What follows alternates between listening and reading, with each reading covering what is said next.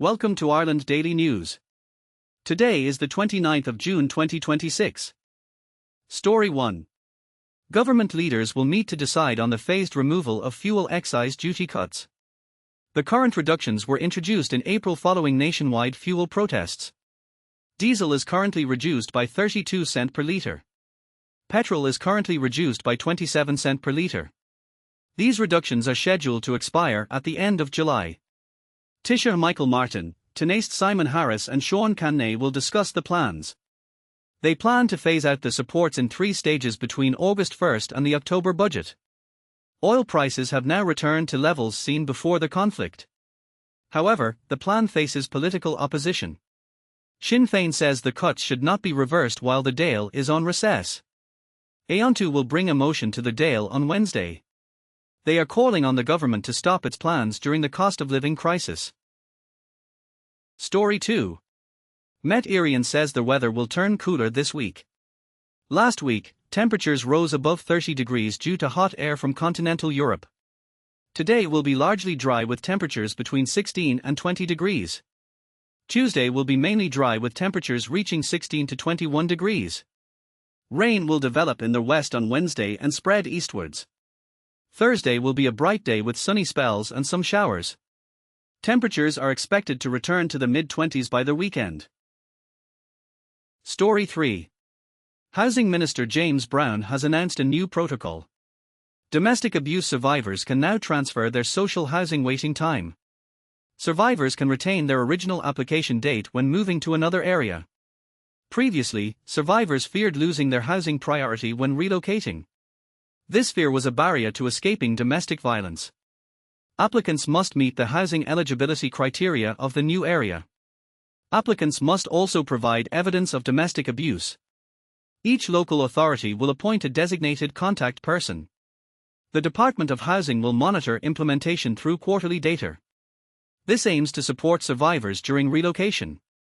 The protocol takes effect immediately. Story 4. New retirement age rights for employees have officially come into effect. This legislation allows eligible workers to choose to continue working.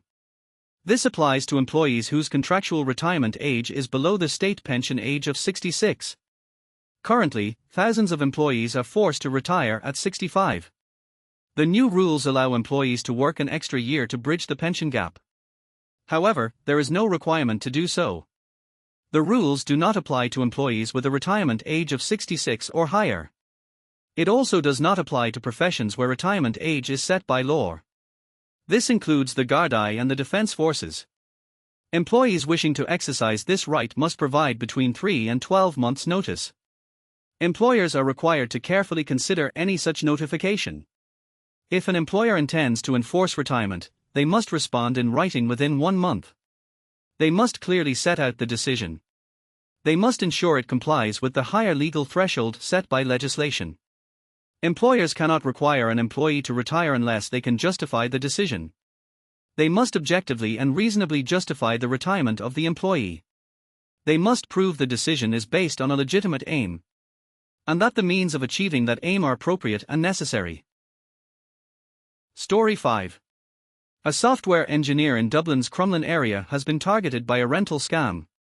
He lost €1,800 in the fraudulent transaction. The scammers used photos of a holiday home to create a fake listing on Govt.ie. They posed as a landlord and a roommate to trick the victim into transferring money. The victim, Ali Nazal, has reported the incident to the Gardaí. He also contacted Daft.ie and the allied Irish banks. However, the funds have not been recovered. The apartment's manager, Eddie McElhenney, expressed shock at the incident. The tenants' advocacy group Threshold is warning renters to stay vigilant. As their housing crisis worsens, these scams are becoming more sophisticated. Renters should verify the identity of the landlord. Avoid transferring money before confirming property ownership. Story 6. Transport Minister Darragh O'Brien says key decisions on the traffic management system will be made in mid-July. The system is described by the minister as the brain of the railway network. The project has faced years of governance failures, cost increases, and delays. Irish Rail has recorded a €50 million impairment on the project. However, Darragh O'Brien has questioned the accuracy of this figure. The Irish Rail Board has reportedly backed a recommendation to terminate the contract with the Spanish firm Indra. The project was originally scheduled to be in place 2 years ago. Irish Rail recently tested the software and found significant safety and operational issues. To improve operational resilience in the Dublin area, the government has approved an additional €5.7 million for signalling.